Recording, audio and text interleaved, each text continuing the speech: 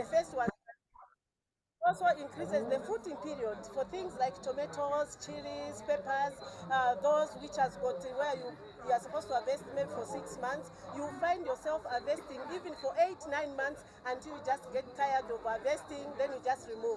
I'm talking from experience. So come through, my fellow farmers, and yes, use this fertilizer. It also reduces the maturity period, helping you to reduce on the input. So it also helps with the root structure. With the climate change as Green World, we are not worried because we know that whatever we plant, it is going to remain and stay firm in the soil, suitable for all the plants you would think of. It also improves the quality of plants. It also increases the shelf life. So if you want your produce to have long shelf life, get it. If you want to have natural vegetables, natural plants, whatever you're growing, use this fertilizer. Okay?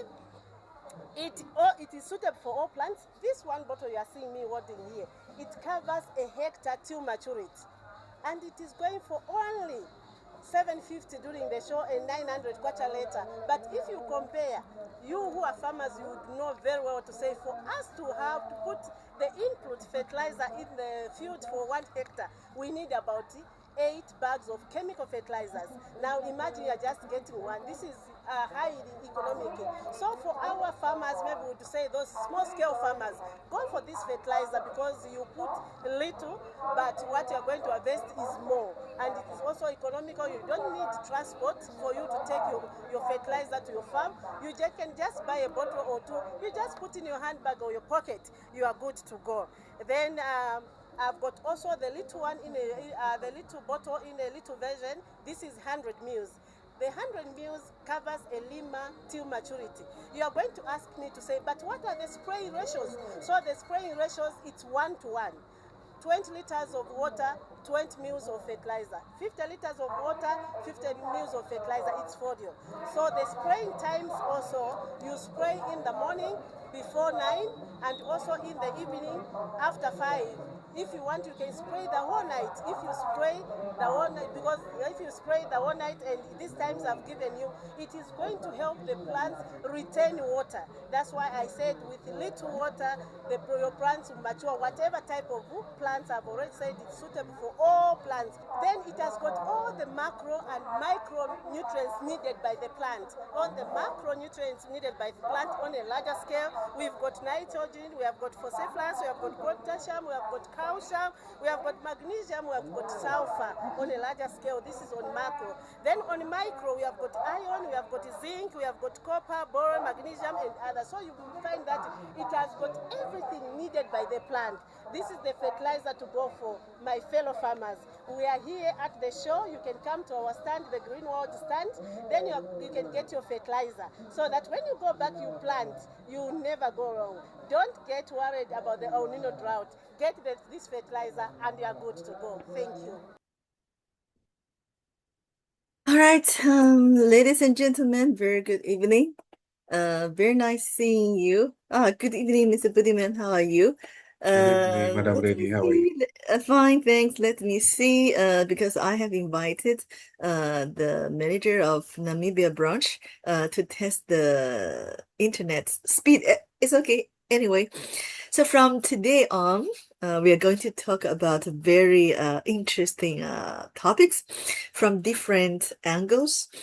Actually, we have, it took us around 2 to 3 months talking about how to reverse the insulin resistance through changing your diet, through suppressing the chronic inflammation, through exercise, through adjusting your hormonal levels, through even soothing your mind, and also through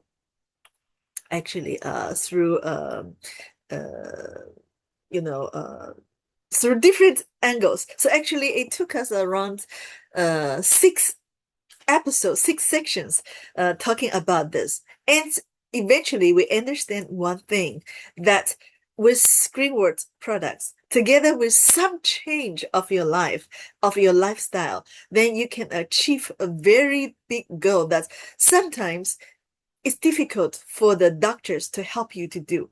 That is to lose your weight and change your whole metabolic rhythm and completely reverse your insulin resistance. Actually, I'm one of the beneficiaries of this. So I tried all this. I changed my diet and exercise. I use different methods to soothe my mind. And then I successfully bring my blood sugar back from fasting sugar level at around 7 to 8 back to 6. So actually, I reversed the pre-diabetic status and I successfully lost 8 kilograms. So actually this is very successful. I'm very happy about that.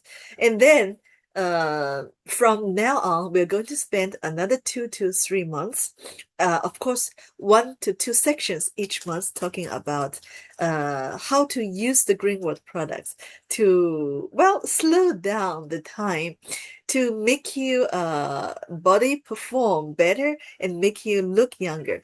So when we're talking about anti-aging, normally people think about skin. You have a glorious, lustrous, and beautiful skin. It is true, you're right.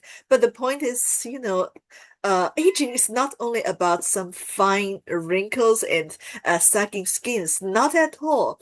The whole body, each and every single cell can get aged.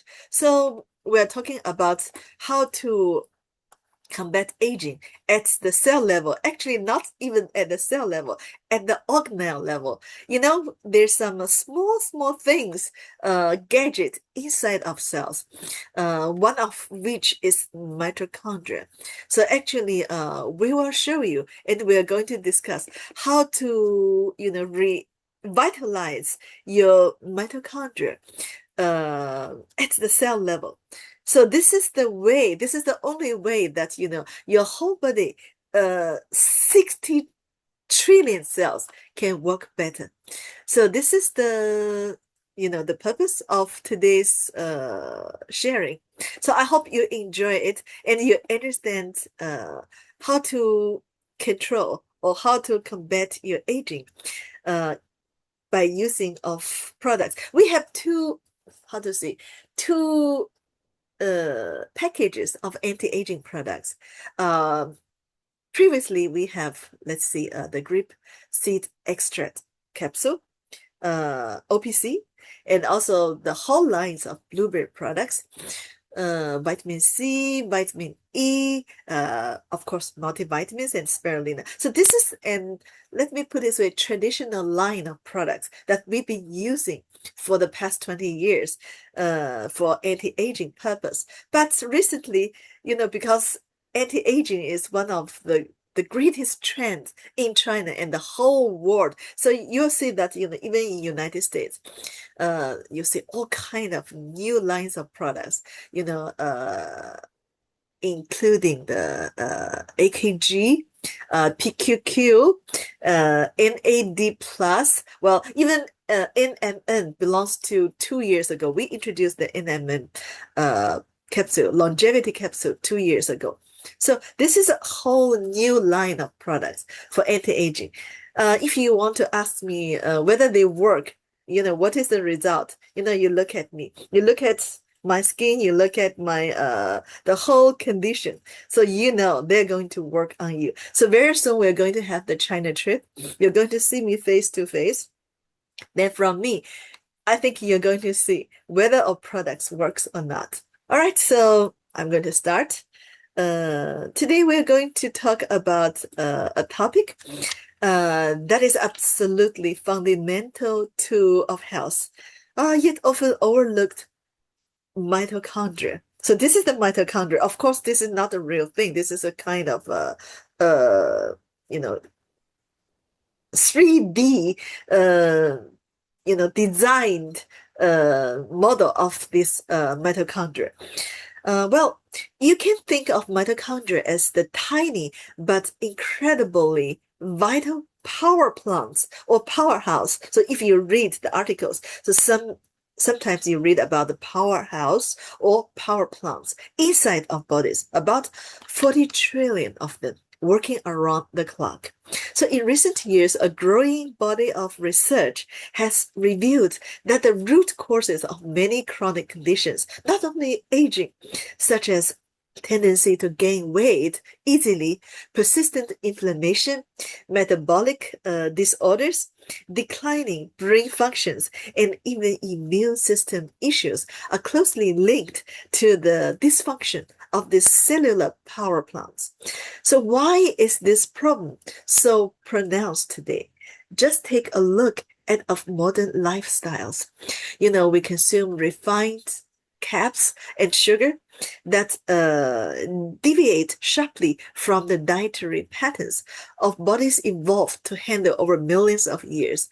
We spend most of our time sitting, get too little physical activity, deal with chronic stress, stay up late, and are exposed to virus environmental toxins. So all of which push off mitochondria to the brink of collapse.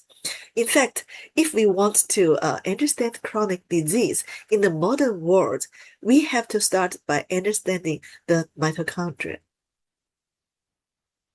Why are mitochondria so closely tied to chronic disease?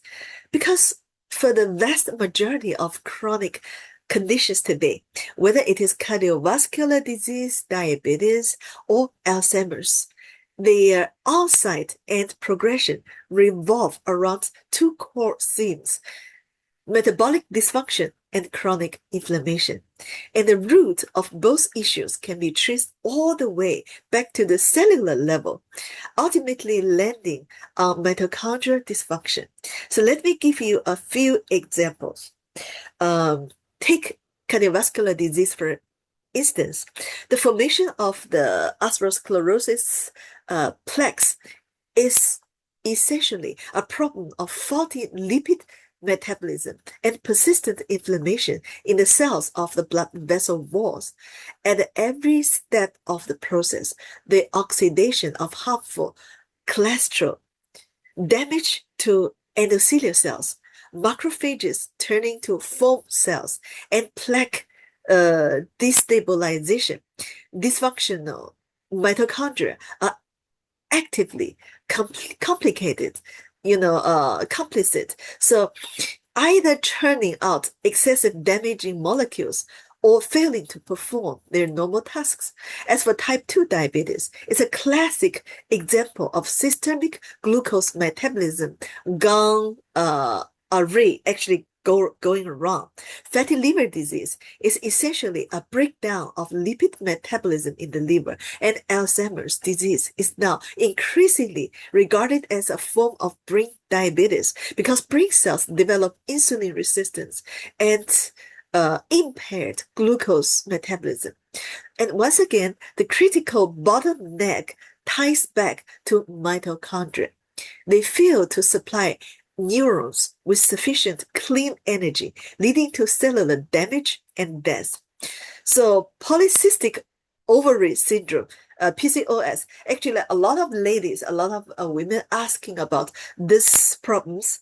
So, some ladies at the age of 40 to 50, they start suffering the dysfunction of their ovaries. So the estrogen and progesterone levels started getting down at very early age. Actually, we are supposed to suffer from this at age about 51.5. So that means menopause. But nowadays, a lot of ladies, since 35 years old, 40 years old, they start having dysfunctional ovaries. So this is, and also they gain weight. And, explanatory. So, they said that I didn't eat a lot. And also, they said that I even do my daily exercise, but still I'm putting on more weight. And also, I find that I start feeling funny, like a menopausal woman. So, this is PCOS. It is far more than, we believe it is a gynecological issue. So only belongs to because your hormones, your body is not functioning well. Actually, at its core, it is disorder of metabolism and endocrine function. So a large body of research has shown that women with PCOS commonly exhibit significant insulin resistance. So actually, this is not only about something wrong with your ovaries. Actually, it is about something wrong with your metabolism. So to understand how insulin works, imagine a delivery person, which is insulin, ringing the doorbell, the insulin receptors on the cell membrane, and of the recipient cell. So in the cases of PCOS, the doorbell rings just fine. Insulin binds to the receptor, but the signal transduction system inside the door gets clogged or jammed.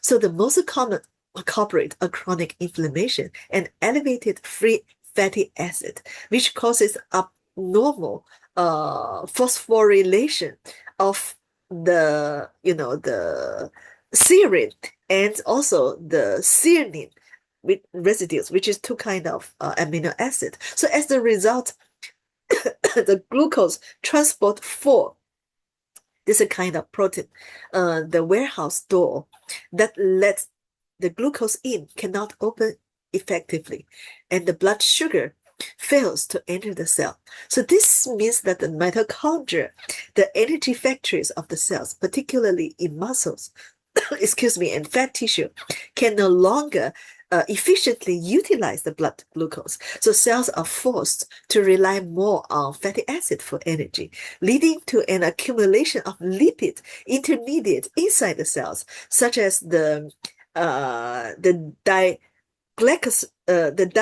diglycerols and also the ceramides. So they are the byproducts of the metabolism of the fat. This accumulated lipid products, along with the ensuing oxidative stress, directly damage the mitochondria. Meanwhile, what is happening in the pancreas is that in order to compensate, the pancreas secretes excessive amount of insulin, result in the hyperinsulinemia. That means that your blood contains too much insulin. So this directly stimulates the ovaries to produce excess androgens and inhibits normal follicle development, leading to cascade of classic symptoms such as ovulation disorders and menstrual irregularities. So at its core, that PCOS is inextricably linked to declining mitochondrial function in peripheral tissues like the muscle and fat, which drives a breakdown in energy metabolism. So from now on, when you think about PCOS, it's no longer just a disease about the ovaries. Actually, it's a disease with the root core of metabolism and with the feeling dysfunction of the mitochondria. And also gout. We all understand it is a kind of arthritis, too. It's a classic metabolic disorder. So its direct cause is excessively high levels of uric acid in the blood, then which form the uric crystals that deposit in the joint, triggering the excruciating pain, severe pain. So uric acid is derived from purine metabolism, which is closely tied to cells' energy status, specifically ATP, ADP levels. We're going to talk about that. So when mitochondrial function is compromised, cellular energy metabolism becomes less efficient. ATP regeneration falls short, while metabolic precursors like ADP and AMP accumulate. So they're the wrong precursors. So this promotes purine catabolism, ultimately leading to increased uric acid production. So at the same time, uric acid itself is a pro-inflammatory and pro-oxidant substance that further impairs mitochondrial function, creating a vicious cycle. So whether we are talking about the insulin resistance seen in polycystic ovary syndrome or the purine uric acid metabolic disturbances in gout, tracing both back to the root causes leading us to the same place, dysfunction, at the very center of cellular energy metabolism, the mitochondria. So next time, whenever we talk about energy, metabolism failure, we got to think about something wrong is of mitochondria. Okay, so you may have a question in mind. If mitochondria are so important, why weren't these health problems so prevalent in the past? That brings us to a necessary comparison between of lives and those of ancestors. So take a look at of modern life first. 3 hearty meals a day, breakfast and lunch and supper, but often nutritionally imbalanced. Cars or transportation, sitting in the office all day long. Excuse me. Sorry.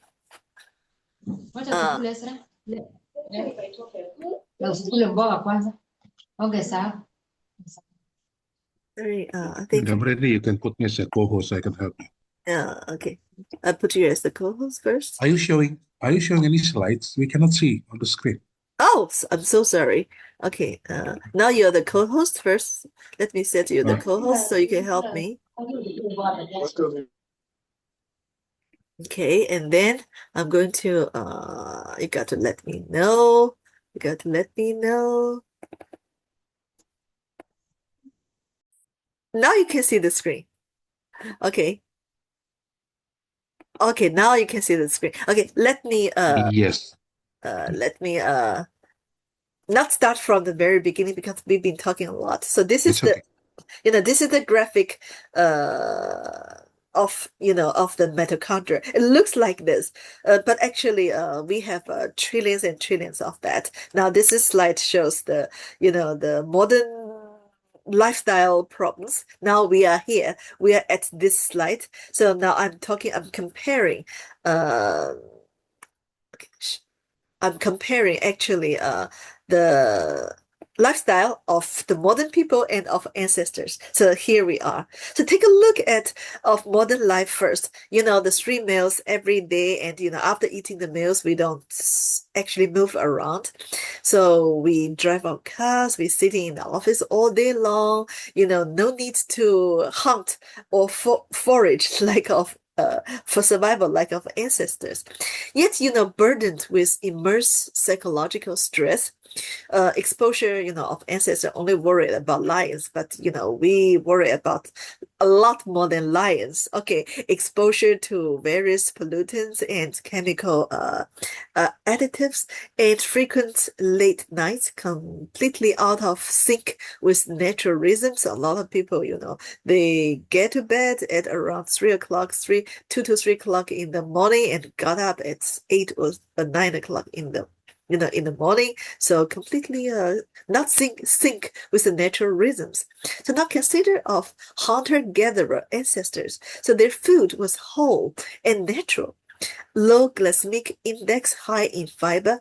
They walked more than 10 kilometers a day on average, and most of the time should run away to escape the chase of the animals. Okay, they faced physical demands, but also enjoyed adequate rest. So they walked barefoot, connected to the earth. They rose with the sun and rested with its setting, living in harmony with natural cycles.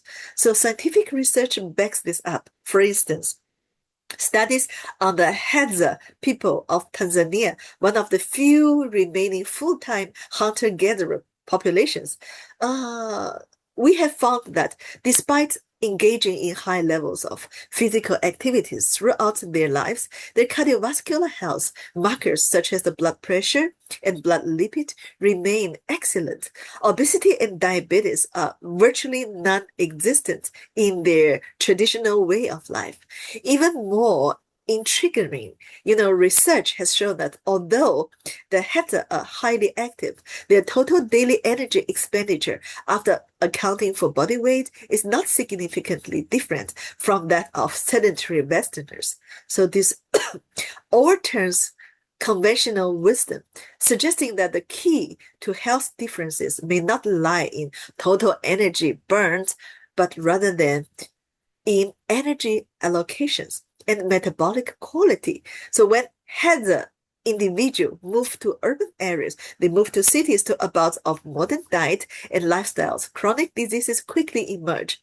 So this is powerful evidence that of bodies as designed by evolution are now profoundly mismatched with the modern living environment. Also the same. So if some tribal people, if they still living in their own tribes, they're fine. They don't have a lot of diabetes and cancers. But if they move to the big city and adopt of modern life, all kind of chronic diseases emerge. So it means that the problem comes from the lifestyle. Okay, what exactly are mitochondria then? Think of them as the power plants or power banks inside every one of your cells. Over 90% of the immediate energy of body needs in the form of molecule called ATP.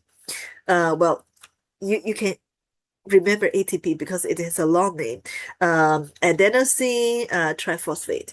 So ATP is the body's energy currency. This is produced by mitochondria. So beyond the well-known examples of mature red blood cells, which lack mitochondria entirely, this is very interesting.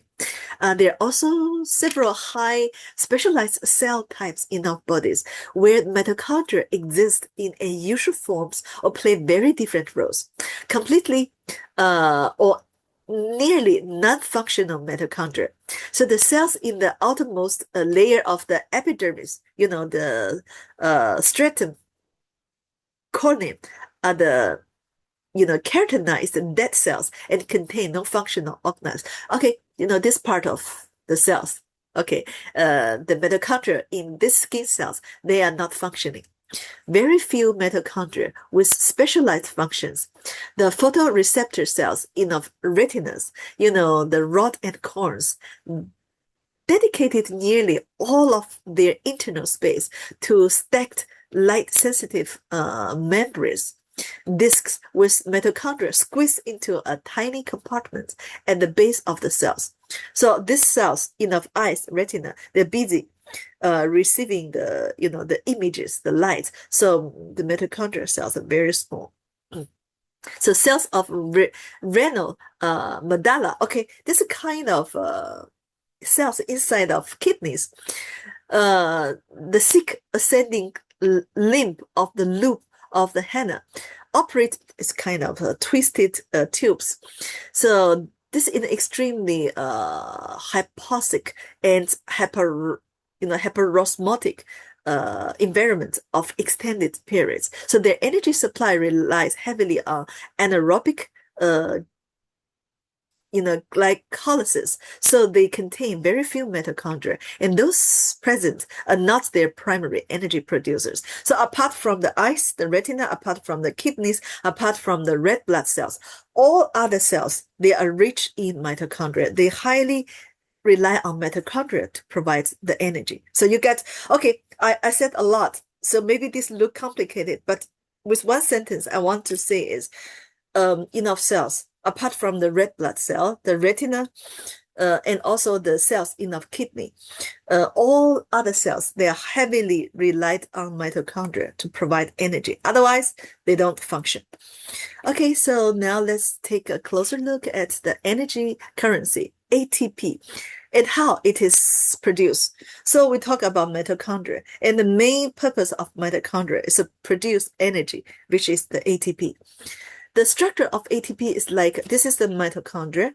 So the structure of ATP is like a specialized rechargeable battery. It consists of an, adenosine molecules linked to 3 phosphate groups in a chain.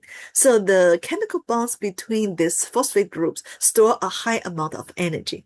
So when the cell needs energy, for example, when a muscle contracts or nerve transmit a signal, then ATP discharges. So it breaks the terminal phosphate bond, release energy, and becomes depleted ADP.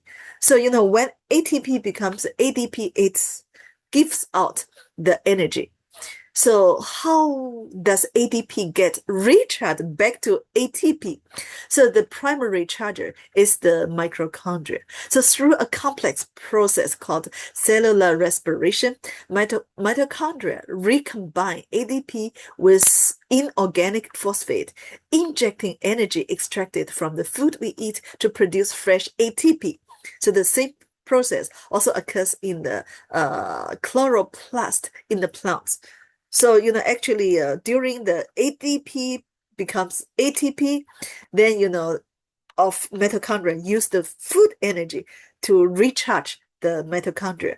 And when the ATP becomes ADP, and then the mitochondria release the energy. So this is how we produce and utilize the energy in our body, in our cells. So that's the ATP ADP cycle is the core loop of energy storage, release, and reuse in our bodies. And mitochondria are the central hub, the places that keeps this cycle running efficiently. So this is why we need mitochondria. Mitochondria is so important. Now that we understand what the mitochondria are, so let's take a look at how cells generate energy in the different conditions. You don't have to memorize all this. I just want to give you, a brief introduction. So taking glucose, the most common fuel, as an example, there are two main combustion pathways. So glucose is the main food or energy source of human being. So after we eat the bread, rice, pasta, chapati, potatoes, starchy food, the glucose becomes the main source of energy. So the first is anaerobic glycolysis, which you can think of as a rapid emergency mode. So the process takes place right in the cytoplasm, requires no oxygen and is extremely fast. However, it is highly inefficient. So one glucose molecule yields a net gain of only about 2 ATP, and it produces lactase as the byproducts. So the very substance that causes the burning sensation in muscles. So, okay, let me put it this way. If, you run 50 meters, or 100 meters. So you have severe exercise for the past 2 or 3 days. Then after that, you feel, the severe pain and, itching in the muscles. That's because your muscles produce the lactate, just because they use this way of produce the energy. Because in very short time, your muscle wants to use a lot of energy. So the only way to produce energy, to supply this is through this way, the anaerobic glycolysis mode. But it is highly ineffective. This mode can only sustain activity for a short period, typically from a few tenths of seconds up to about 2 minutes. So that's why I said severe exercise. So when does the body use this pathway? Situations like a 100-meter sprint, maximum weight lifting, or high-intensity interval training. When the body demands an immense burst of energy instantly and oxygen supply can't keep up, trigger this mode. So if you're not athletes, if you're not doing the 100-meter sprint, your body don't use this way. But in one condition, in addition, red blood cells, which lack mitochondria, as said, severely oxygen-deprived tissues, and even the metabolism of certain cancer cells also rely primarily on this fast but inefficient pathway. So if you have a lot of cancer cells in your body, so average, each individual have around 1,000 cancer cells in our body. Whether you end up with cancer or your immune system can clear all these cancer cells depends on your immunity and the way your body metabolize the glucose. So if your body use this way, it may feed your cancer cells. So this is actually very dangerous if you are not an athlete. So we are not supposed to run in this way. Our body is not supposed to run in this way. So the second and far more important pathway for glucose is aerobic oxidation, which is the main mode of mitochondrial energy production. So this process requires glucose to enter the mitochondria, where with the help of ample oxygens, it is completely combusted or burnt through two highly processed stages. So the tri-carbocyclic cycle and the electron transport chains. You don't have to memorize all this. I want you to know this. So its efficiency is remarkably high. One glucose molecules yield approximately 30 to 32 ATP. And the end products are very clean and safe to our body, just carbon dioxide and water. Water, our body use it up, and carbon dioxide with the respiration. When you're breathing, and then the carbon dioxide goes out. So this is a highly safe, and this is supposed to be the right way our body use the glucose, not the previous way. So of everyday activities, prolonged low to moderate intensity exercise, such as jogging or swimming, and even the body's repair process during of sleep, all rely primarily on this efficient, clean energy supply pathways. So to put it in perspective, anaerobic glycolysis is like putting your phone into an ultra power saving mode. The function is limited and the battery ATP drains quickly. The aerobic oxidation, on the other hand, is like plugging into a fast charger. So your mitochondria, the ultimate high performance power banks, operate at full capacity, delivering a steady stream of energy that keeps all of your body's complex life programs running at full stress. So this is the right way our body is supposed to use the glucose. Beyond glucose, fat serves as an even more powerful energy reservoir. So taking palmitic acid, fat is very important to our food. We take one kind of fat as an example. This is a typical fatty acid. One molecule can yield an astonishing 106 to 108 ATP, more than 3 times what glucose provides. So you might wonder, since fat is so energy dense, why doesn't the body rely on it as the primary fuel? And why do dietary guidelines recommend that fat contribute only 20% to 30% of our total calories, while carbohydrate makes up 50 to 65%? So the answer lies in fat drawbacks. First, it takes a long time. The process from fat mobilization and transport to entry into the mitochondria for oxidation involves multiple steps and takes several minutes, making it able to meet sudden high intensity energy demands. So if you're running sprint, you can't use fat because it is too slow. After you reach your destination, your fats hasn't begun to burn. So second is power output is limited. Although total energy yield is high, the rate at which ATP is generated per unit of time is relatively slow, which cannot support explosive movements like a 100-meter sprint. So third, it has an absolutely need for oxygen. Without oxygen, fat's efficient energy producing pathway comes to a complete halt. So that said, during severe glucose shortage, such as fasting, the liver converts fat into ketone bodies as a backup fuel, which organs like the brain can use. But this is an emergency plan and cannot serve as the mainstay over the long term. Your body can use it. For example, Mr. Budiman knows during the Ramadan months, where Muslim, people, they fast throughout the day. Then their body actually, during the day, totally rely on fat metabolism. And most critically, certain vital organs have non-negotiable requirements. The brain can use a little bit of the fat, but cannot rely on this 100%. So that is why they break fast. After sunset, they start eating, because that is the time that our brain can utilize the glucose.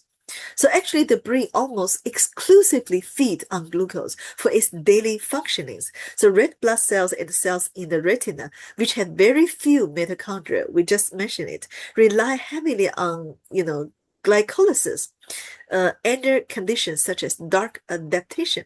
And cells of the renal medulla, I just explained this, enough kidney, especially the thick ascending limb of the loops of Henle, operate in an extremely hypoxic, hyperosmotic environment and depend primarily on anaerobic glycolysis to drive energy-consuming ions pumps for urine concentration. So ensuring a stable carbohydrate intake is about prioritize these VIP clients, keeping the body's fundamental life support system running properly. So let me put it this way.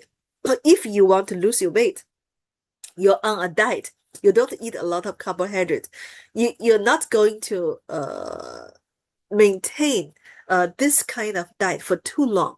And after, let's say, 1 month or 2 months or 3 months, you're going to come back for your ordinary diet for certain period to make your body to rely on carbohydrate, or you gradually add more carbohydrate in your diet. You cannot completely rely on fat metabolism at all. Otherwise, you're going to damage your kidney, your brain, and also your red blood cells.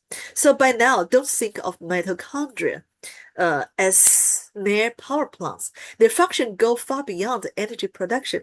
They're more like multifunctional command and control centers with at least 6 critical roles. First, they act as judge of cell fate, capable of initiating programmed cell death, apoptosis, to eliminate damaged or cancerous cells. So actually, whether you are going to develop cancer or your immune system can destroy the cancer cells also links to the function of your mitochondria. And second, they participate in cellular housekeeping. We call it the autophagy, particularly the selective cleanup of aging or damaged mitochondria within their own ranks, a process called mitophagy, which serves as essential quality control. Okay, let me use common words. If you want your body to clean up the aged cells and keep you young as much as you can, you must have healthy mitochondria that eat up the old aged mitochondria itself. They can destroy themselves. Third, the reactive oxygen species they produce, the oxidative stress, in normal amounts are important signaling molecules involved in stress adaptation and immune responses. Fourth, they serve as the main intracellular reservoir of calcium ions, finely tuning calcium signaling, which is crucial for nerve and muscle function. Fifth, in brown adipose tissues, they generate heat to help defend against cold. Sixth, they act as the synthesis factories for a variety of essential substances, such as the heme, which transport oxygen in the blood, precursors for hormones, and phospholipids, which build cell membranes. In short, mitochondrial health affects virtually every aspect of metabolism, immunity, repair mechanisms, and even the fundamental processes of life, aging, and diseases. So you want to have very healthy mitochondria. Otherwise, your whole body collapses. So precisely because mitochondria are so versatile, once their function declines, it sets off a chain reaction, essentially acting as an accelerator of aging. So if your mitochondria are not functioning well, you suffer from premature aging. For example, when they malfunction as immune signaling hubs, they continuously release low-grade inflammatory signals. So this is a root cause of inflammaging. It means aging caused by inflammation. And the common soil in which chronic conditions like atherosclerosis and diabetes take hold. So mitochondria also lie at the heart of endocrine system.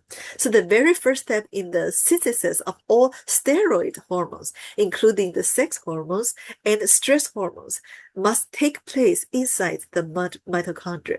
In other words, without healthy mitochondria, hormonal balance is out of question. So that is why when a woman stops producing the hormones, the estrogen and progesterone, one reason is because their ovaries are not functioning well. And another reason is their mitochondria start getting aged, so they cannot produce as many hormones as when we are young. Then we are getting old. So even more remarkably, mitochondria themselves serve as rapid response terminals for hormones. So certain receptors for hormones like estrogen and thyroid hormones are located directly on mitochondria. So this means hormones can speak directly to mitochondria, swiftly regulating cellular energy productions and life or death decisions. So, brothers and sisters, so next time when you think about aging, so you're not only focusing about the aging of the skin, the fine wrinkles, sagging skins, this is only a small part of the iceberg, the tip of the iceberg. So down beneath the surface of the water lies the dysfunction of your mitochondria. This is how we get aged. So what does declining mitochondrial function actually look like in our daily life? We can examine it from 3 levels. At the energy level, the most direct signs are easy fatigue, low stamina, mental forgetfulness, brain fog, and slower recovery after exercise. It feels like you can never fully recharge your battery. This is number one sign. Now, compare this and you tell me where you are. At the metabolic level, metabolic stagnation sets in. The energy you take in is more readily stored as fat, leading to weight gain, insulin resistance, and significantly increased risk of type 2 diabetes and fatty liver disease. So if you have fatty liver disease or type 2 diabetes or pre-diabetes, you are at this metabolic level. At the tissue or organ level, the consequences are even more serious. Mitochondrial degeneration in muscle cells leads to muscle loss and weakness. Damage to mitochondria in brain neurons accelerate onset of neurodegenerative diseases like Alzheimer's and Parkinson's. And programs with mitochondria in heart muscle cells directly impair the heart's pumping function. So none of this developed overnight. They're the cumulative result of chronic power shortage and gradual internal corrosion over time. Okay, now, given how vital mitochondria are, how can we maintain and even renew them? So the core strategy can be summed up in 3 key principles. First, reduce damage, minimize the exposure to external toxins while strengthening the cell's internal antioxidant defense systems to cut down on the oxidative stress generated by the mitochondria themselves during energy production. So, anti-aging, the first step.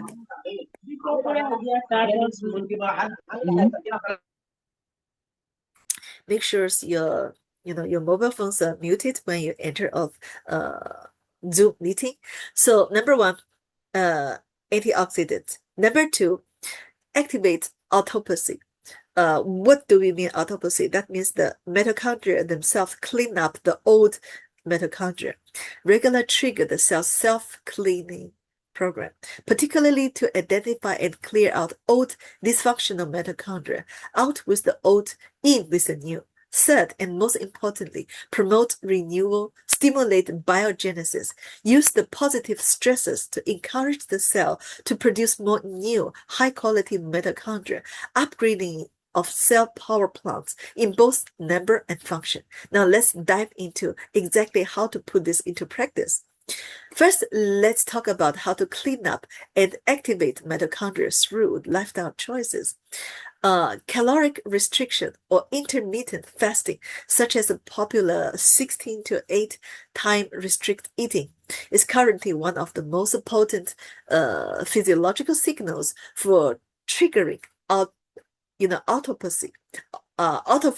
So moderate sense of hunger places a gentle stress on cells, promoting them to initiating their house cleaning mode, clearing out waste including aged mitochondria, and achieve cell renewal. So this 16-8 approach means eating within an 8-hour window and fasting for remaining 16 hours. Another variant is the 5+2 method, eating normally for 5 days from Monday to Friday, it's significantly reducing calorie intake on the other two, Saturday and Sunday. However, these approaches are not suitable for everyone.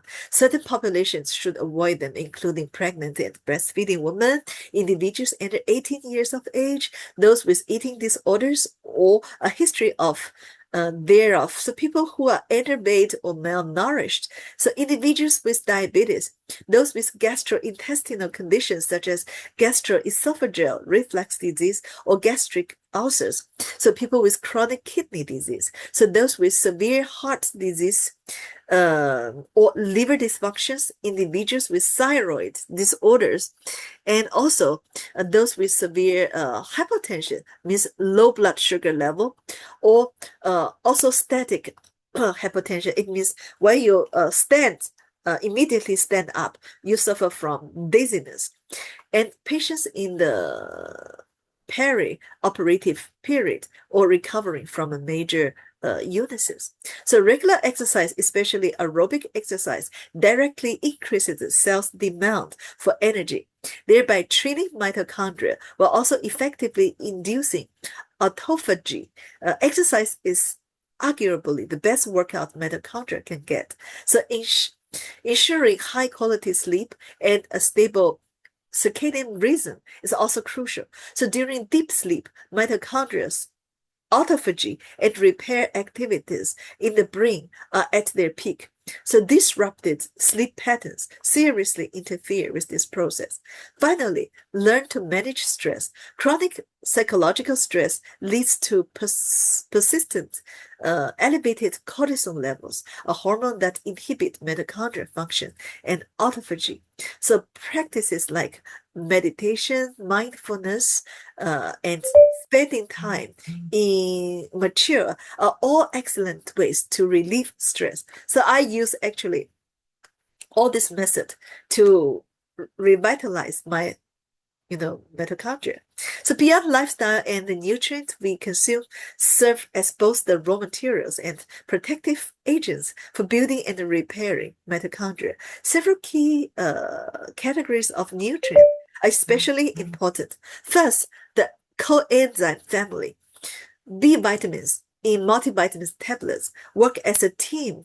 They're essentially the spark plugs for virtually every energy converting enzyme in mitochondria. So without vitamin B, the reaction simply cannot proceed. Also, coenzyme Q10 enrich the super Q10 capsule act as both an electron shuttle on the electron transport chain and an internal antioxidant within mitochondria, and its level decline with age. Alpha-lipoic acid contained in food like broccoli and spinach is a unique, potent antioxidant that can reach mitochondria directly. B vitamins deficiencies are still fairly common in the general population, and as for the latter two, CoQ10 and alpha-lipoic acid, their content is everyday food, is extremely low. Second, the mineral defense team, magnesium, is directly involved in ATP synthesis, making it one of the minters of energy currency. Zinc and selenium are integral components of two core antioxidant enzymes in the body, the superoxide dismutase and glutathione peroxidase, so which form a firewall against oxidative damage. Even with a well-balanced diet, selenium intake may still fall short. It's not always easy to get enough from food alone.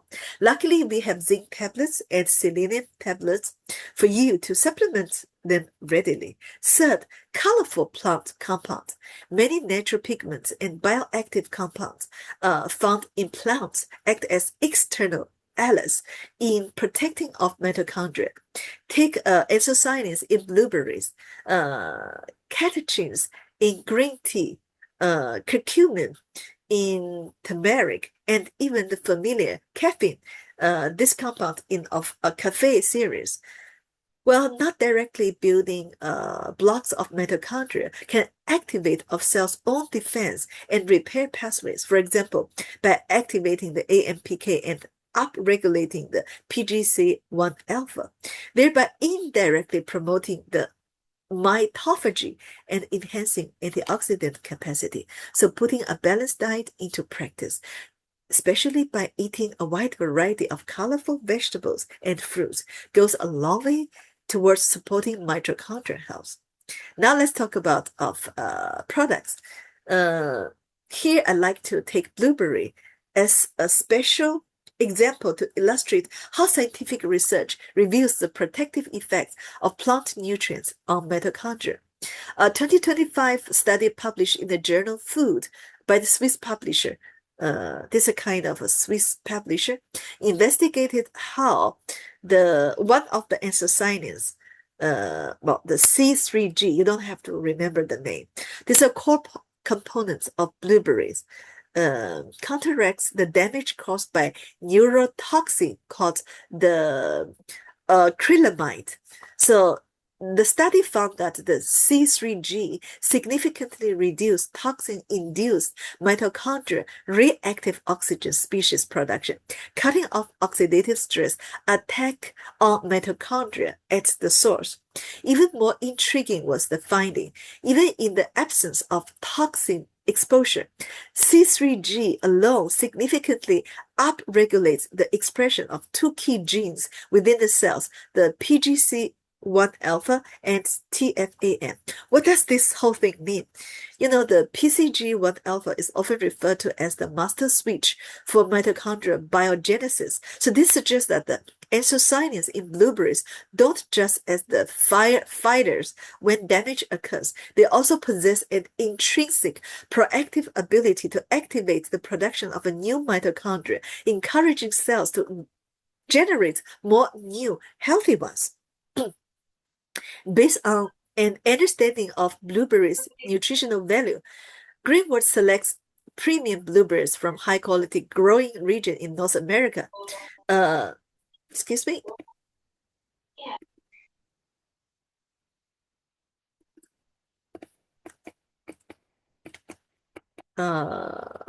Veronica, please unmute yourself. Okay. Let me put this way. Of products of Greenwood's blueberry products, if you check the box, the label, you'll find that some of these raw materials,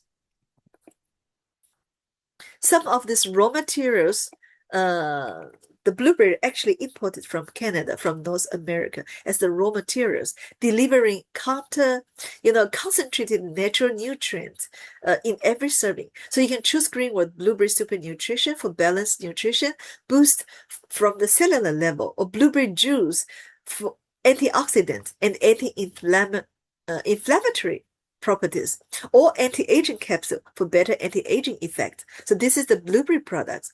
Another ingredient that help promote cellular self-cleaning is caffeine. A paper in Biochemical and Biophysical Research Communications spell it out in its title. Caffeine promotes autophagy in skeletal muscle cells by increasing the calcium-dependent activation, AMP-activated protein kinase. To briefly break down the mechanism, caffeine specifically enhances intracellular calcium signals, thereby activating two key calcium-dependent protein kinase pathways. So actually, I want to talk, on languages. Caffeine is good to renew your mitochondria. So not too much, moderate consumption of coffee. We have 6 very good coffees. We have the black coffee, we have the slimming coffee, we have the coffee for women, coffee for men, blueberry coffee, and also Ganoderma coffee. So choose the right one to give a boost to your mitochondria. And also, Now let's take a look at PQQ. This is a brand new product. PQQ is a promising compound for promoting healthy aging through dual action of building new efficient mitochondria while protecting cells from the damage that caused them to age. It potently stimulates mitochondrial biogenesis, the creation of new healthy mitochondria within cells. And also, PQQ has a powerful action as an antioxidant and xenomorphic agent. So, aging is driven by a vicious cycle of oxidative stress, mitochondrial dysfunction, and chronic inflammation. And PQQ intervenes directly by reducing the buildup of reactive oxygen species, which are harmful byproducts of cellular metabolism. So it does this both by acting as a direct antioxidant and by activating, the other pathway, a critical cellular defense system that turns on a suite of endogenous antioxidant and detoxifying enzyme. So also PQQ is an anti-inflammatory agent. So it by calming this inflammatory environment and restoring cellular energy, PQQ demonstrates systemic anti-aging effects, improving immune function, reducing the markers of inflammation, and preventing age-related muscle atrophy and organ degeneration. So this is PQQ. So if the product's available in your market, you definitely want to give it a try to keep you young. And also NMN. This is a product has been there for 2 years. Well, the NMN does not act as a direct antioxidant like the PQQ. It exerts a profound and fundamental influence on mitochondrial health by serving as the most direct and effective precursor to NAD+, a critical coenzyme that fuels nearly all the mitochondrial energy production. So as we age, the NAD+ level plummet, effectively starving the mitochondria of the fuel they need to maintain cellular energy. So NMN reverse this decline by rapidly entering cells and boost the NAD+ level. So actually, let me put it this way. NMN is the food to feed your mitochondria. So it provides energy because mitochondria need energy for itself. So NMN provides the energy to support the function of the mitochondria. So I want to make it simple. Actively nurturing of cell health is equally important to minimize exogenous damage to mitochondria. Knowing what to avoid is just crucial. So first, reduce environmental toxins. Avoid the excessive sun exposure, environmental pollution, smoking, and excessive alcohol consumption. Also control your sugar intake, reduce refined carbohydrates, and reduce the glycogen end products. Try to avoid exposure to cigarette smoke, air pollutant, heavy metals, and other non-mitochondrial toxins. So this is also important to protect of mitochondria. All right, so I think that's all for this presentation. So I want to summarize in just 1 minute. Of mitochondria is one of the organelles in our cells. Now, when we talk about aging, it is at the cell level. And the products we introduce nowadays is to protect your mitochondria at the cell level. Mitochondria is not only the places, the powerhouse where we produce the energy, but also it does much more than this. It keeps us young. It, helps us with metabolism. It even, clears the cancerous cells for us. And also it directly talks to hormones. So if you want to keep yourself young, you need to protect your mitochondria to avoid exposure to a lot of environmental toxins, and also to give your body a boost of nutrients. You can take blueberry products.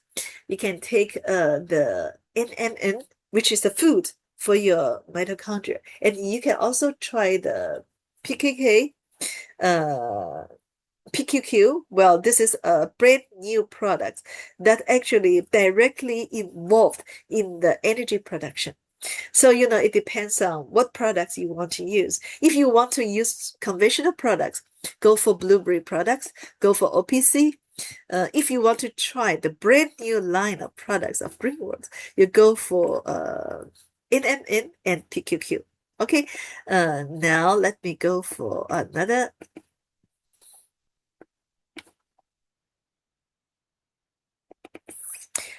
presentation, which I also like very much. And also I touched this slide. This is the how to keep your gut healthy. Because, of gut, actually, there's a lot of different axes. I want to talk in details immediately. So actually of gut now is the center that dialogue with many systems and organs. And this is also how we can keep young through the regulating of intestinal flora or of gut flora. That means the bacteria in of gut. So, okay, have you ever wondered why some people live to be 100, still sharp as a tack and moving around with ease? A lot of Chinese Chinese people at 90 years old, they still farming, they still working in their field and move around cooking for themselves. While others are already plagued with illness and bedridden in their 60s or 70s. So beyond the usual factors like good genes, a positive mindset, and regular exercise, recent scientific research has revealed that the tiny residence in of gut microbiome might be playing a highly important role behind the scenes. So you might think of bacteria as something bad, but the truth is each of us is home to tens of trillions of microorganisms that live in symbiosis with us, so constantly influencing one another. And these little guys aren't freeloaders. They help us digest food, synthesize vitamins, train our immune system, and even affect our brain and mood. So in this training section, I like to take you on a journey to get to know this microbial metropolis inside us from the ground up and explore what it really has to do with our health, aging, and even lifespan. We look at what makes the gut microbiome of centenarians, those people who live up to 100 years, so special.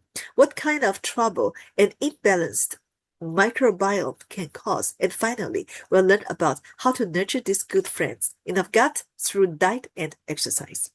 Okay, first, let's get to know these little tenants living inside us. Do you have any idea how many cells the human body have? About 30 trillion. And how many microbes live in our gut? About 39 trillion. So that is to see that the number of microbiomes in our body is about the same as the number of own cells. So that might sound wild, but here's the thing. Most of these the microbes are concentrated in the colon, accounting for about 95% of the total microbiome population in the body. So altogether, they weigh about 1 to 2 kilograms, roughly the same as a liver. But here's where it gets even more impressive. Their genes. Humans have about 20,000 protein coding genes, while the gut microbiome has a staggering 9.9 million. That is nearly 500 times more. So scientists call the gut microbiome of second genome. So we can broadly divide these microbiomes into 3 categories. So the first is the bacteria, the beneficial bacteria, also known as probiotics, including the bifidobacterium, lactobacillus, Revinococcus, and the Clostridium butyricum. So they are friends helping us digest food and synthesize the nutrients. The second category is harmful bacteria, such as certain pathogenic strains of E. coli, Staphylococcus, Clostridium, and Proteus. So when they overgrow, they cause trouble. And the third category is neutral bacteria, also called opportunistic pathogens, like the Enterococcus, the bacteroides and Candida albicans. So under normal circumstances, they behave themselves. But if your immunity drops or your microbiome gets out of balance, they can seize the opportunity and turn into harmful players. And here's another crucial fact. The gut houses about 70% of the body's immune cells, predominantly T cells, while B cells are fewer in number. Nearly 80% of the plasma cells, the factories that produce the antibodies, are found in the gut mucosa. So the gut isn't just a digestive organ, it's the largest immune organ in of body. All right, so now that we know what the gut microbiome is, so let's look at a rather intriguing therapy, fecal microbiota transplantation, or FMT. You probably heard of organ transplants and bone marrow transplants, but this might be your first time hearing about fecal transplants. It doesn't sound particularly appealing, but in the medical community, it's recognized as a highly effective weapon against a particularly stubborn type of infection, the Clostridioides difficile, or C. diff. So this is a bacterium found in the environment, and what makes it special is its ability to form spores. Think of them as extremely resilient, dormant seed that can survive harsh conditions, including alcohol-based sanitizers. So normally this massive community of microbes in our gut keeps C. diff in check, so it can't cause any trouble. But when someone takes broad-spectrum antibiotics over a long period or in high doses,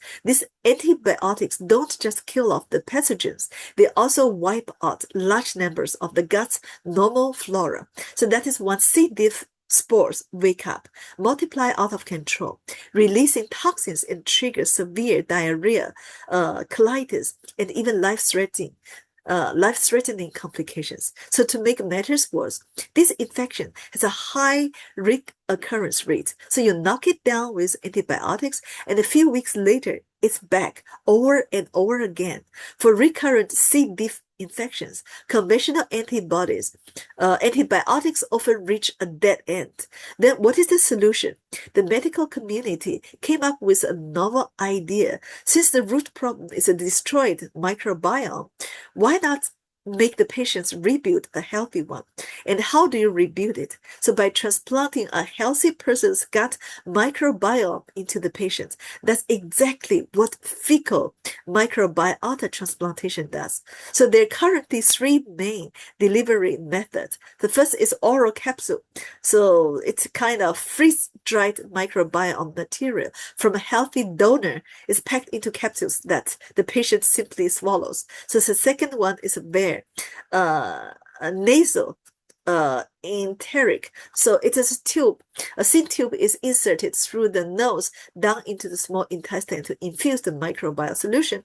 The third is through colon nascopy, so where the solution is delivered directly into the colon, where rectum. So each method has its pros and cons, and doctors choose the most appropriate one based on the patient's special condition.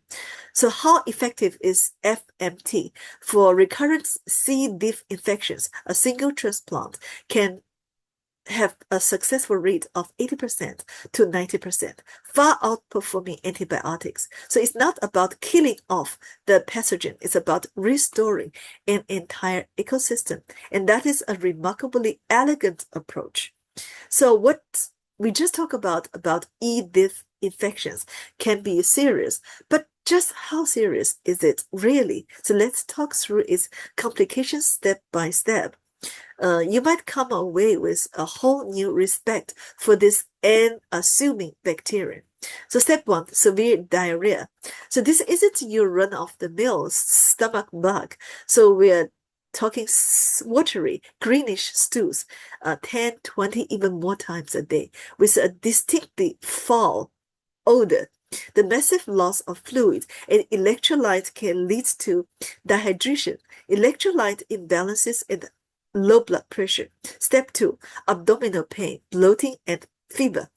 As the colon becomes inflamed, patients experience intense cramp pain, a swollen belly, and persistent fever. Step 3, the pseudo-membranous colitis. So this is a hallmark of C. diff infection. A yellowish white patchy pseudo-membrane forms on the surface of the colon, especially a layer of necrotic tissue made up of inflammatory cells and fibrin. It is a clear sign that the intestinal lining has sustained severe necrotic damage. Step 4, toxic megacolon.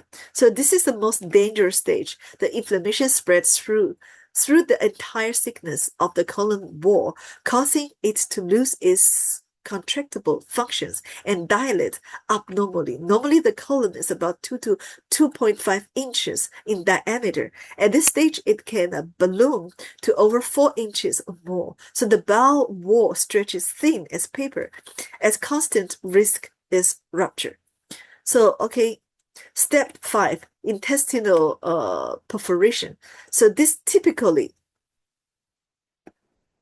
occurs in the large intestine where the colon wall, let me put this way, where the colon wall tears. So the rupture allows a large amount of feces and bacteria to spill into the abdominal cavity, triggering diffuse peritonitis. So step 6, sepsis and septic shock. Bacteria and toxins enter the bloodstream, sparkling a severe systemic infection. So symptoms include high fever or dangerously low body temperature, rapid heart rate and breathing, very sharp drop in blood pressure, and progressive organ failure. And this is the primary cause of death. So C. diff infection is no ordinary cause. It's no ordinary case of diarrhea. It is a chain reaction, one that can cascade all the way from loose stools to life-threatening collapse. So, all right, now that we've seen the serious consequences of a disrupted microbiome, so let's flip the coin and look at what a healthy microbiome can actually do for us. So it can be summarized into 6 core functions.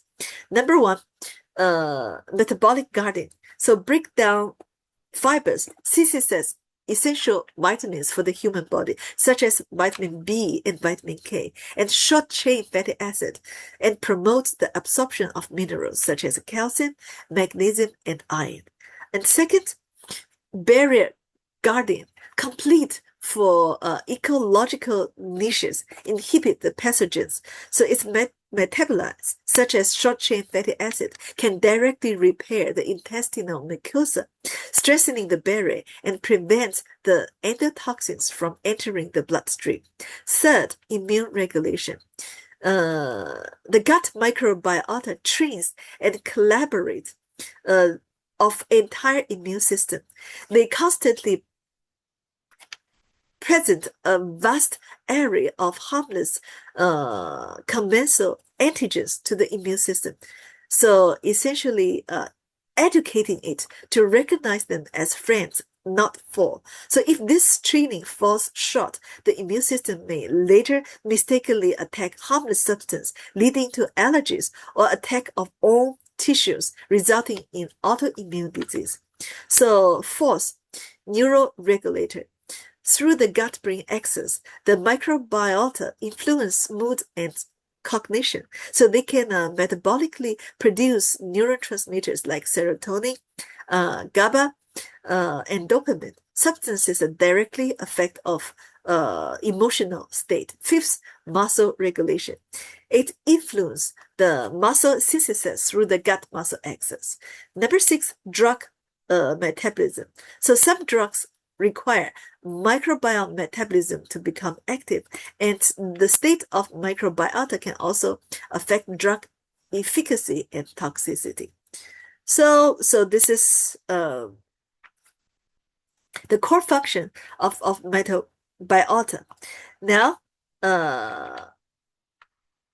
that we've covered all these crucial functions of the mitochondria, the gut microbiome, one question naturally comes to mind. What happens when these functions go wrong?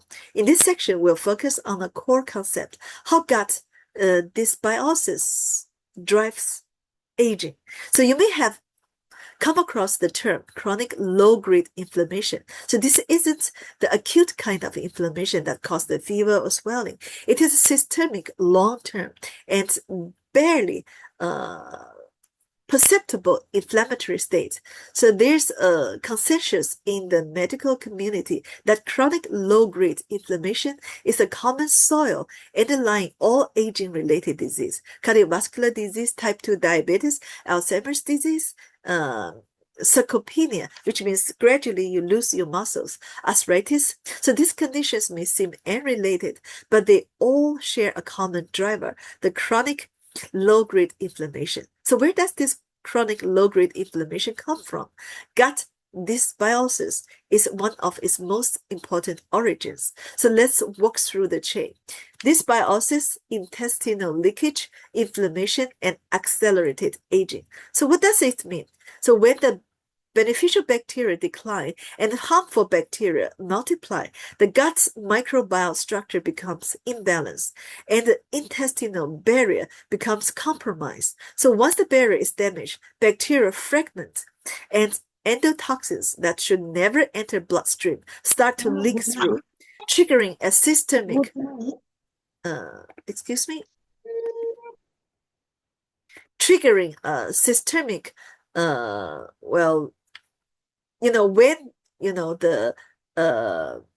the barrier is damaged, the bacteria and also the toxins go into the bloodstream. And this triggers the systemic immune response and feeling the chronic low-grade inflammation. So this persistent inflammation in turn further damages the gut barrier and exacerbates the microbial imbalance, creating a vicious cycle. So once this cycle is set in motion, the pace of aging accelerates noticeably. So maintaining a healthy gut microbiome isn't just about better digestion or preventing constipation. It's about managing of systemic inflammation levels and ultimately about whether we can age in a healthy way. So we've covered the series so far. Now let's turn to an actual study.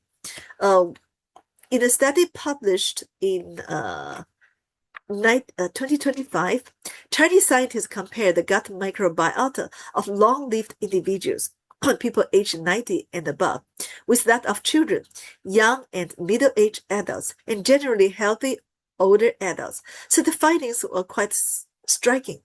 So the study found that the long-lived group has significantly higher microbial diversity and richness than the other groups.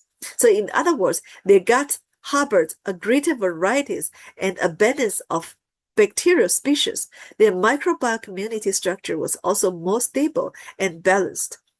So in terms of specific microbial composition, the long-lived elderly showed a very distinctive feature. So the highest proportion of Firmicutes and the lowest proportion of Bacteroidetes among all groups. So all this at the same time, beneficial bacteria such as lactobacillus was significantly enriched. So, you see, their gut bacteria is very different. They have more anti-inflammatory bacteria rather than pro-inflammatory bacteria. So the researchers concluded that the most stable and distinctive gut microbial structure may be closely linked to healthy aging. In other words, the reason this long-lived individual enjoy both longevity and good health owes a great deal to their good friends living in their gut. We've talked about the connections between the gut microbiome, longevity, and immunity. Now let's turn to the relationship between the microbiome and muscle. As we age, muscle mass gradually declines, a condition medically known as sarcopenia.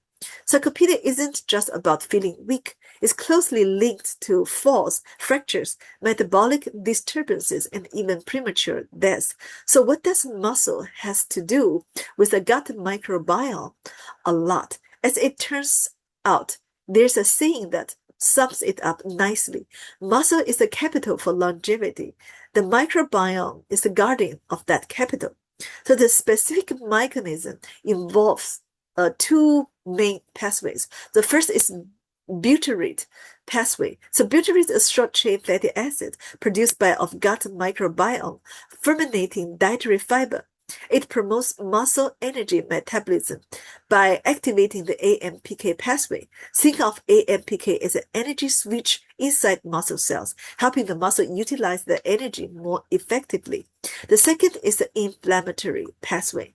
So beneficial bacteria like the lactobacillus can reduce levels of pro-inflammatory cytokines in the blood. So these cytokines accelerate muscle breakdown. When a gut harbors enough lactobacillus, so these inflammatory factors are kept in check, and the rate of muscle degradation slows down. So together, these two pathways form the core mechanisms of what we call the muscle-gut axis. So in essence, the health of gut microbiota directly influence whether your muscles can be preserved and for how long. So this reminds us of an important takeaway. So if you want to have the strength to walk, climb stairs, and carry things well into old age, it's not enough to just work out your muscle.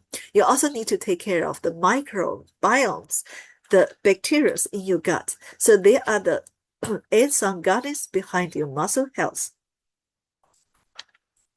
Now let's move on to the relationship between the gut microbiome and the brain. So have you ever had the experience of feeling especially good after a big meal, or felt inexplicably low when your gut is off? So this is because of the gut-brain axis. First, the gut microbiota can metabolically produce a variety of neurotransmitters. For example, about 90% of our body's serotonin, the happiness hormones, is actually synthesized in the gut, not the brain. The microbiota also produce GABA, an inhibitory neurotransmitter that promotes relaxation and relieves anxiety, as well as dopamine, which is linked to reward and motivation. So beyond that, gut microbiomes generate short-chain fatty acids and brain-derived the neurotropic factor, the BDNF, and the latter often called fertilizer for the brain because it promotes the neural growth and survival. So what does all this have to do with dementia? Studies have found that in Alzheimer's patients, butyrate producing bacteria are significantly reduced in the gut, while the pro-inflammatory bacteria are markedly increased. So mechanistically, the gut dysbiosis triggers systemic inflammation, which is in turn damage the blood-brain barriers, the brain protective wall. So once this barrier is compromised, harmful substance can more easily enter the brain, and the beta amyloid protein, a key pathogenic hallmark of Alzheimer's, accumulate and checked.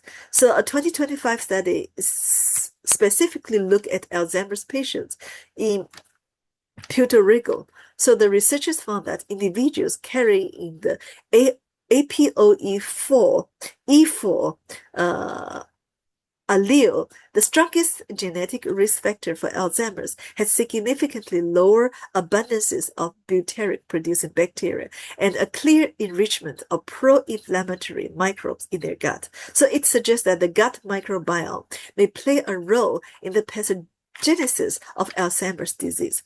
Well, we cannot say that modulating the microbiome can cure Alzheimer's.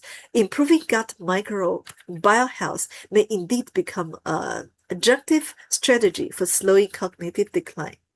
Scientists have broadly classified the human gut microbiome into three very distinctive clusters. So you can think of them as three different types of microbiome ID cards.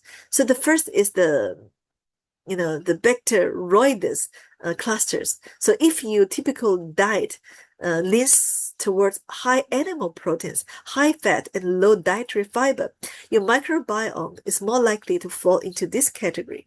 So the bacteria are efficient at extracting energy from food and advantage in times of food scarcity.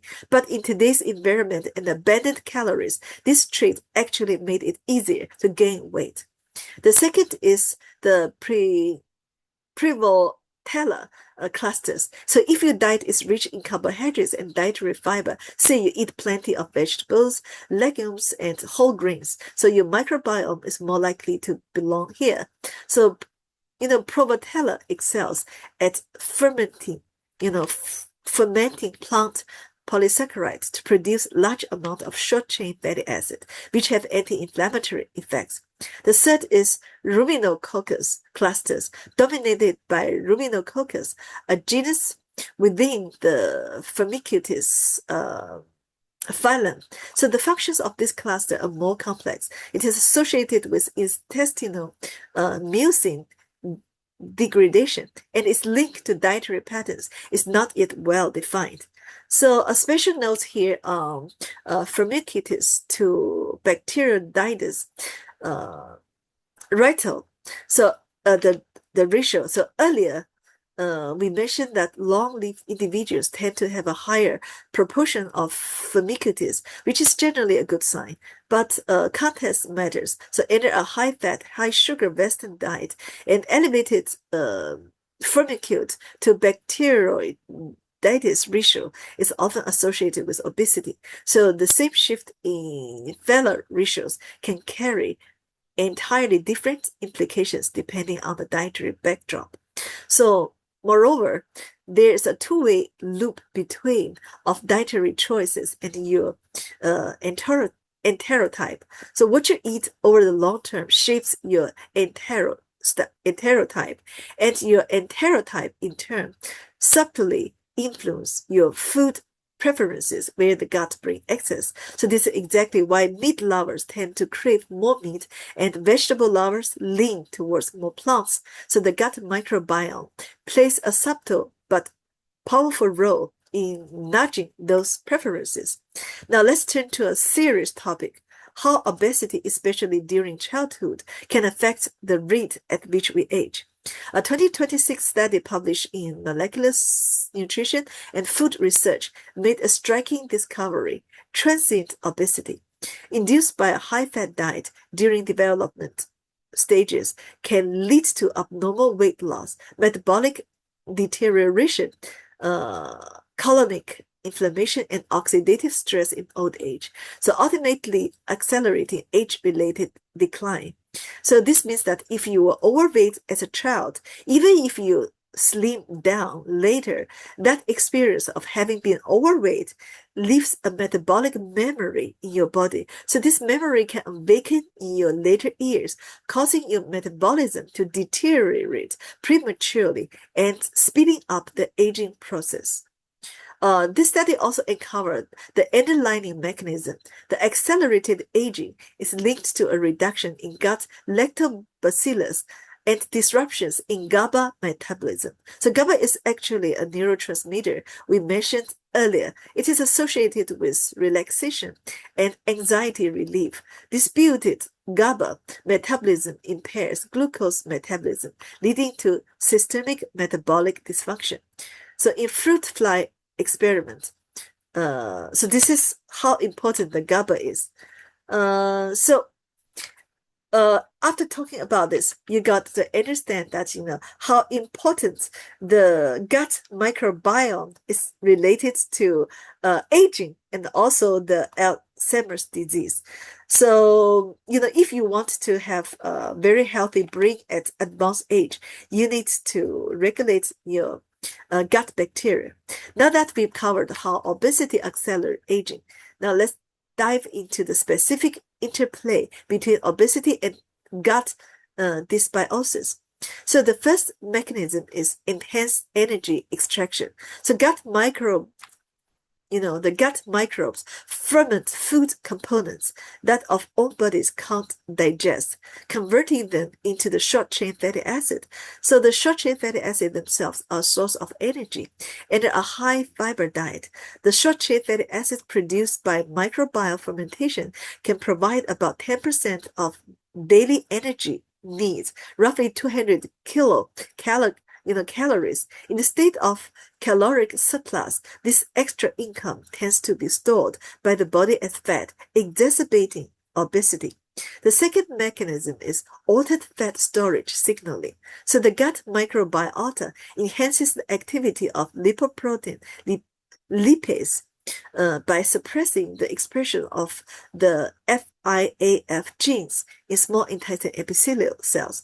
So the lipoprotein lipase promotes the uptake of fatty acid from the bloodstream into fat cells for storage. By inhibiting the FIAF, the brake, the microbiota essentially steps on the accelerator of fat storage. So the third mechanism is activation of fat synthesis genes. So signals from the gut microbiota can directly influence the gene expression in the liver and adipose tissues, upregulating the key lipogenic genes such as fatty acid synthase and acetyl-CoA carboxylase, leading to increased de novo lipogenesis in the liver. Together, so these three pathways form a highly effective opsogenic ecosystem. We all need to pay attention to the FB ratio. That is a ratio of firmicutes to bacteroidetes abundance. So in a high-calorie diet, the microbial composition shifts. The FB ratio rises and fermentation substrate change as well. So large amount of unabsorbed fat and simple sugar become fuel for the microbiota, leading to abnormal short-chain fatty acid production and profiles. So this pathogenic microbial state is highly correlated with metabolic disease such as obesity and fatty liver disease. So the relationship between obesity and the microbiome is bidirectional. Microbial imbalance promotes obesity, and the obesity, in turn, worsens the microbial imbalance, creating a vicious cycle. So knowing about the problems caused by dysbiosis, you might be worried. If your microbiome is already out of balance, can it still be fixed? So the good news is that the gut microbiome is highly plastic, meaning it can be changed. So how do we change it? Here are several approaches. First, diet. So this is most powerful regulatory tool. Insoluble fiber increases the stool bulk and promotes bowel movement, while soluble fiber can be fermented by microbiota to produce short-chain fatty acid. So eating more fiber-rich food is the most dietary way to nourish beneficial bacteria. Second, probiotics. So these are live bacteria, beneficial bacteria that you supplement directly, for example, by drinking yogurt. However, most biotics just passes through. Long-term consistent consumption is often needed for them to colonize. Third, prebiotics. So these are the food for beneficial bacteria, such as inulin, fructooligosaccharides, galactooligosaccharides, and resistant starch. Supplementing prebiotics like fertilizing the good bacteria in your gut. Fourth, postbiotics. So these are the beneficial products generated by the microbiota, such as butyrate and other short-chain fatty acids. So you can directly supplement sodium butyrate or take probiotics that produce butyrate. Fifth, fecal microbiota transplantation. We just talked about, to put this, the donor gives you a dose of the gut microbiome through three different ways: through swallowing the capsules, through putting a tube into your small intestine, or through from your colon and stratum. On top of this, butyrate isocyanates, while not strictly prebiotics, can be metabolized by the microbiota and have a modulating effect on the gut, making them an added bonus. And it's also important to know that if a particular bacterial species has sharply declined in number, it may recover through dietary improvement. But if a species has gone completely extinct from your gut, it won't come back on its own. Naturally, it would need to be reintroduced from the outside, typically via the FMT. So the best strategy for caring for your microbiome is simply to feed it well. Don't wait until species has gone completely wiped off to a stage of rescue. So nourish them while they're still there. So we covered a great deal about the connections between the gut microbiome, health, aging, and longevity. Now the question is, what can we actually do in our daily lives beyond eating a balanced diet, making sure we get enough vegetable, fruits, whole grains, and tubers every day? We can also turn to nutritional supplements, such as those offered by Greenwood, for additional support. So blueberry prebiotics provide a variety of prebiotics, such as lactobacillus, acidophilus, bifidobacterium lactis, bifidobacterium longum, streptococcus, pseudomonas. So besides, it also contains resistant starch, fructooligosaccharides, lactulose, which are specialized non-digestible carbohydrates that function as potent prebiotics. So unlike probiotics, which introduce live bacteria into the gut, these compounds serve as a precise fuel source for the beneficial microorganisms already residing in the colon. So when consumed, so they pass and touch through the upper digestive tract until they reach the large intestine, where they become a feast for health-promoting bacteria like the bifidobacteria and lactobacillus. So this fermentation process produces short-chain fatty acid, primarily accelerate propionate and butyrate, which are the true meditator of their health benefits. Butyrate in particular serves as a primary energy source for colonocytes, the cells lining the gut, strengthening the intestinal barrier to reduce leaky gut and lowering local inflammation. Furthermore, the production of the short-chain fatty acid acidifies the colonic environment, creating a pH that is inhospitable to the pathogenic bacteria like the Clostridium difficile and E. coli, while simultaneously enhancing the absorption of vital minerals like calcium and magnesium.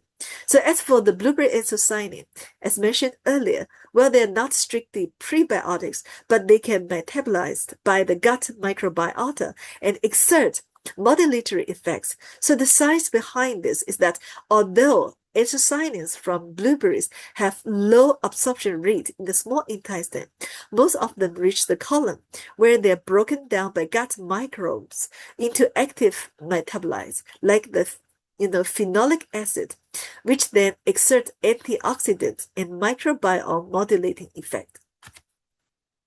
The next product is fresh drink changjingjing.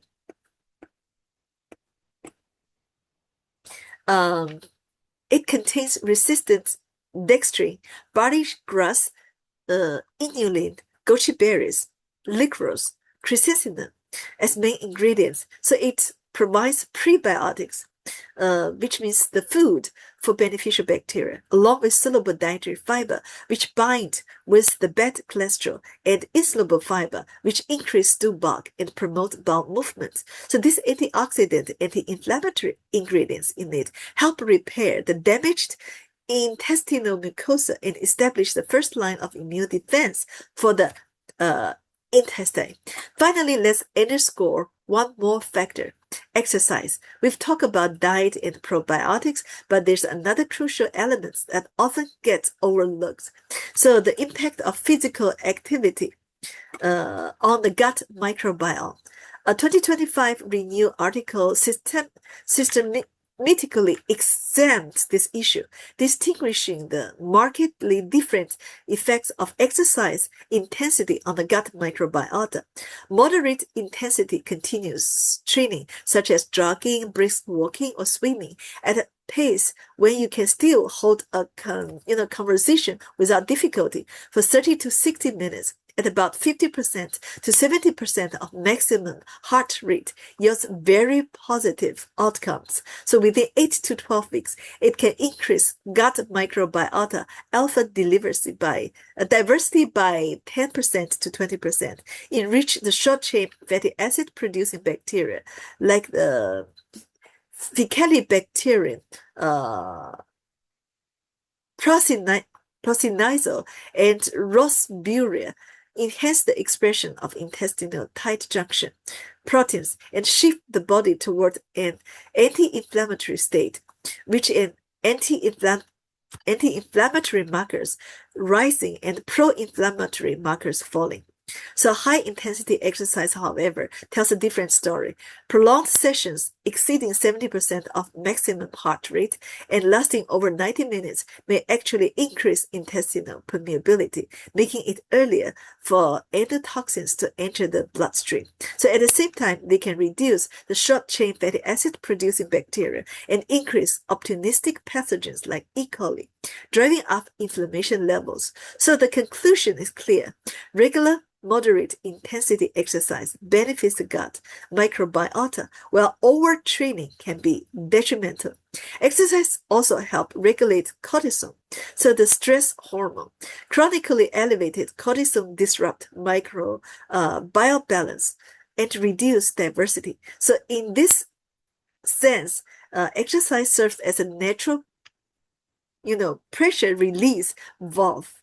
Thus, diet and exercise work in tandem, one providing the raw materials, the other shaping the environment. So only through their synergy can we truly nurture a healthy microbiome. So okay, I'll take 1 minute to summarize what we have talked. So the second way to keep you young is through the regulating your gut bacteria. There's 3 categories of gut bacteria: the good ones, the bad ones, and the neutral ones. Let me put it this way. The good ones, you want them to grow healthier, to control the bad ones. Otherwise, if the bad ones overgrows, then you end up with a lot of problems, because the gut now is the center. Before this, we believe that the brain is the center, or maybe the heart is center. But actually now the gut is the center. The gut directly talks to the brain, talks to the muscles, talks to your heart, talks to your immune system, talks to your endocrine system. So actually it is the center. And what makes the gut different, healthy, is the bacteria. So if you end up with a lot of bad bacteria, you live short, you end up with metabolism problem, you end up with chronic diseases, chronic inflammation, you end up with obesity and type 2 diabetes. But if you have good bacteria, that you end up with slimmer, more muscles, healthier, low stress, and also no inflammation in your body. Okay, then what feeds your gut bacteria? We call it the prebiotics. So the vegetables, fruits, beans, and also yogurt. So this provide the food for your bacteria. And also you need fertilizer. You can consider your bacteria as the seed. Your gut is the soil. So you also need good fertilizer. So the prebiotics is a good fertilizer. Like the oligosaccharides, the raw materials in blueberry super nutrition, and also the raw materials, the ingredients in the clear Changjingjing solid beverage. So these products, the blueberry prebiotics, the Changjingjing clear solid beverages, and also the blueberry super nutrition, they can help you to grow the good bacteria. But there's a lot of questions, a lot of problems using this clear Changjingjing. I need to really emphasize this. Clear Changjingjing is not products you can consume for a long period of time. It is for short consumption. So you find that there's 6 sachets only. So how to use these products? So if it is the first time that you use Changjingjing, you never go to the full dose. You open the sachets, actually cut it open. You use 1/3, or sometimes 1/4, a quarter, or 1/3, maximum half of the sachet. You try, you put it in lukewarm water, you drink it, and you test your body. So you drink it before breakfast when you have empty stomach.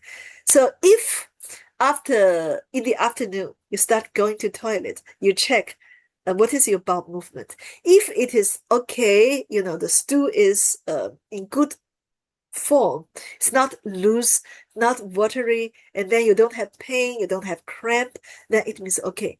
So if it helps you to have 1 or twice healthy bowel movement in a day, it means, excuse me, this is the right dose for you.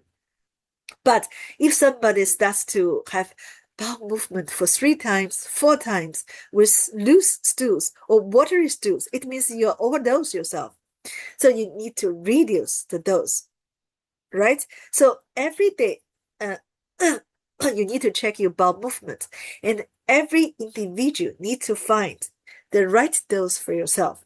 Different people react in different way to these products. So always begin from the low dose and gradually increase to 1 sachet. But somebody don't react well to this. They have to increase into 2 sachets. It doesn't matter.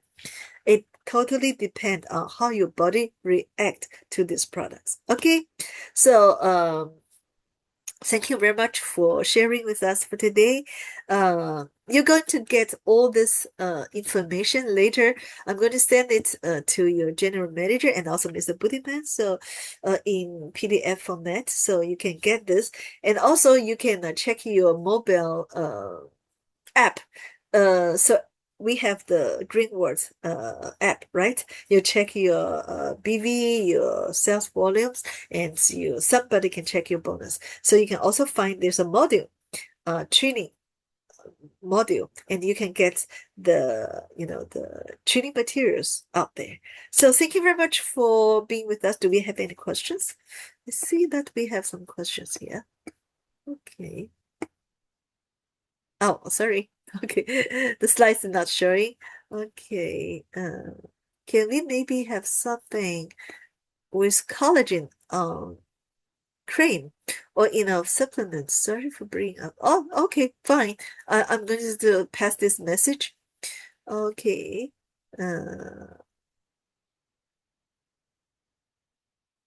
Okay, all right, anti-aging. Okay, no questions. So actually, I'm looking forward to seeing you in China. So if some of you come to China, you're going to see me face to face, and you're going to see the excellent anti-aging effect of our products and the changing of lifestyle. So once again, thank you very much. We're going to see you next Friday.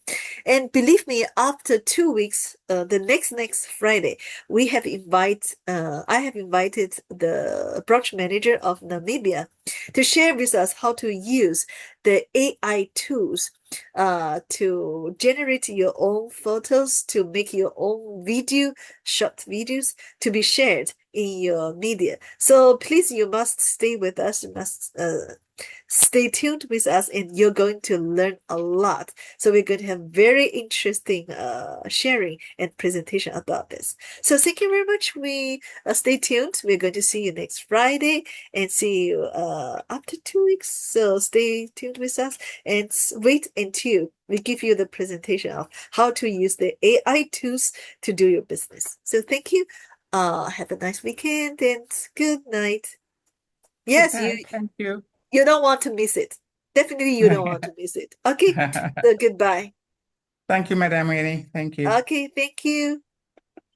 Thank you. Thank you.